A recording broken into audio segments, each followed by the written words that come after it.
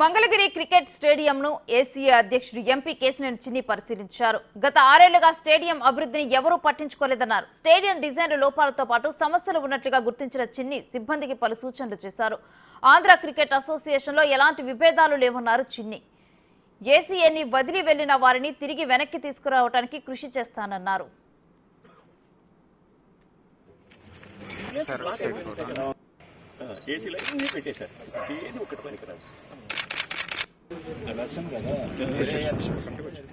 మరిన్ని వివరాలు మా ప్రతినిధి సాయి శంకర్ అందిస్తారు.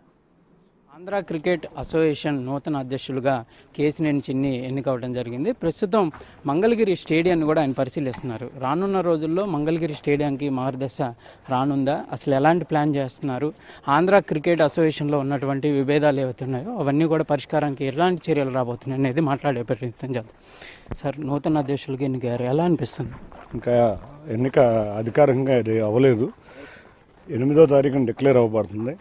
ముఖ్యంగా ఆంధ్ర క్రికెట్ అసోసియేషన్లో ఏమీ విభేదాలు లేవు. అందరం కలిసి ఉన్నాం కాబట్టి యునానిమస్గా ప్యానల్ ఎలక్ట్ అయింది.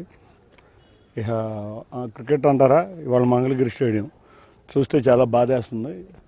6 సంవత్సరాల నుంచి దీన్ని ముట్టుకున్న వాళ్ళు లేరు. 5 సంవత్సరాలు అయిపోయిందంట. 10 సంవత్సరాలు అయిపోయింది.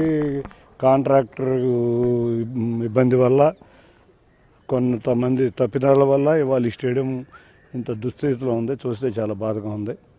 తప్పకుండా స్టేడియాన్ని పునరుద్ధరించడమే మా ముఖ్య కర్తవ్యం.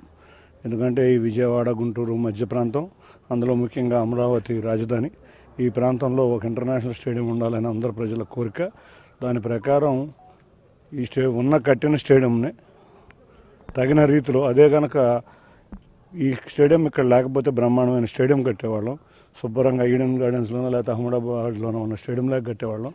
కానీ ఈ స్టేడియంని వినియోగించుకుని తప్పకుండా దీన్ని అభివృద్ధి చేసి త్వరలో ఇంటర్నేషనల్ మ్యాచ్లు వచ్చే విధంగా మేము వ్యవహరిస్తాం. అంటే ఎక్కడా లేని విధంగా ప్లాన్ చేశారు. కొంత అంతా కూడా మార్పులు చేర్పులు చేయాల్సిన పరిస్థితి ఉందనే విధంగా కోచ్లు కూడా మాట్లాడుకుంటున్నారు. ఏమన్నా మీరు గుర్తించారు?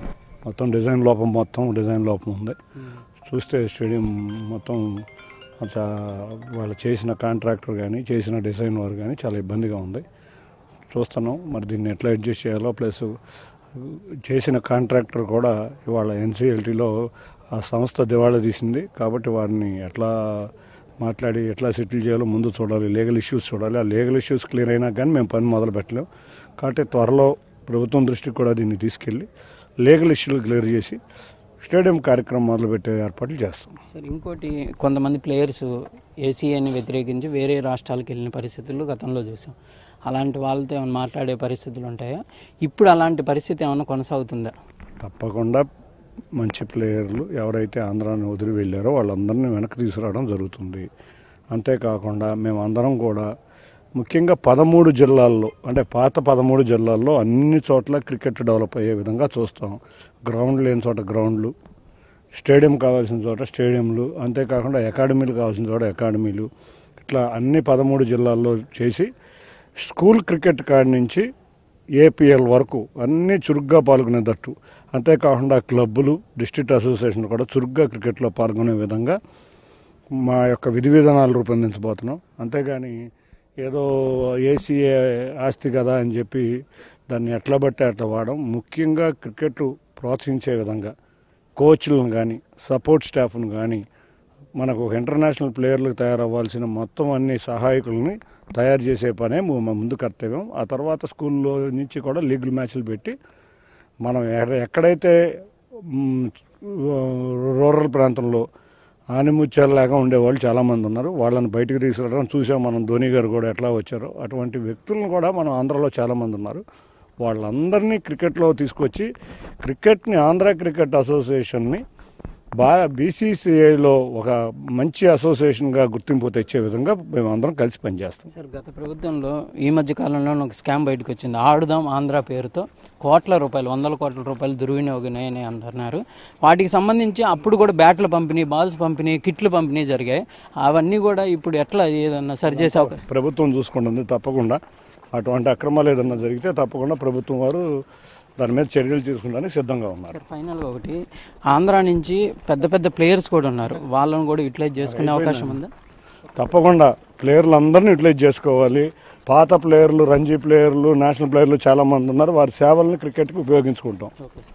ఇది ప్రధానంగా కూడా కంపల్సరీగా ఆంధ్రాలో క్రికెట్ అసోసియేషన్ అభివృద్ధికి తను కంపల్సరీగా కృషి చేస్తానంటున్నారు. దాంతోపాటు మంగళగిరి స్టేడియంకి ఇప్పుడు ఉన్నటువంటి లోపాలు కంపల్సరీగా డిజైన్ లోపం అనేది గుర్తించడం జరిగిందంటున్నారు. దీనిని పూర్తిస్థాయిలో పునరుద్ధరిస్తాము.